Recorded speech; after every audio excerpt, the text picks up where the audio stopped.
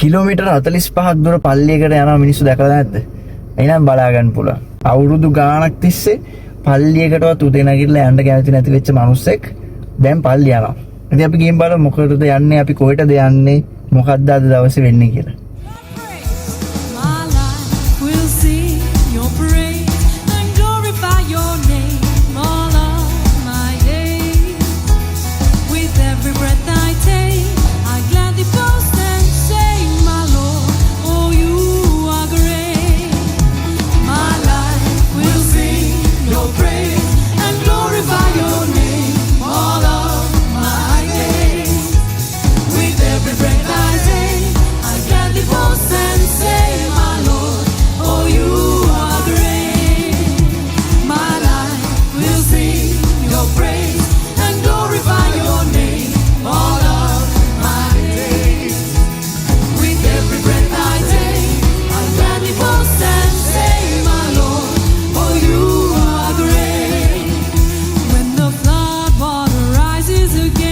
ඉතින් ඔන්නෝ තමයි අපි අද දවසේ ගත කරේ පල්ලි ගිහිල්ලා.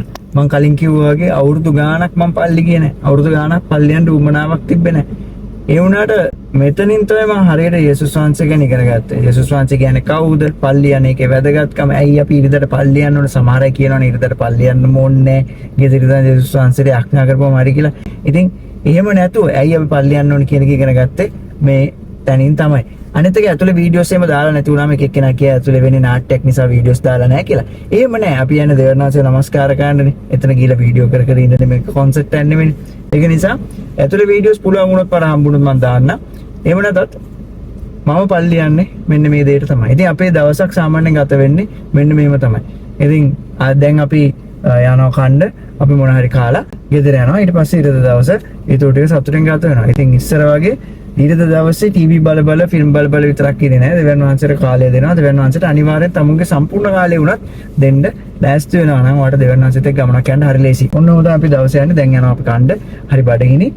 ඉතින් ඔයගොල්ලෝ හැමෝටම have a very nice day and God bless you.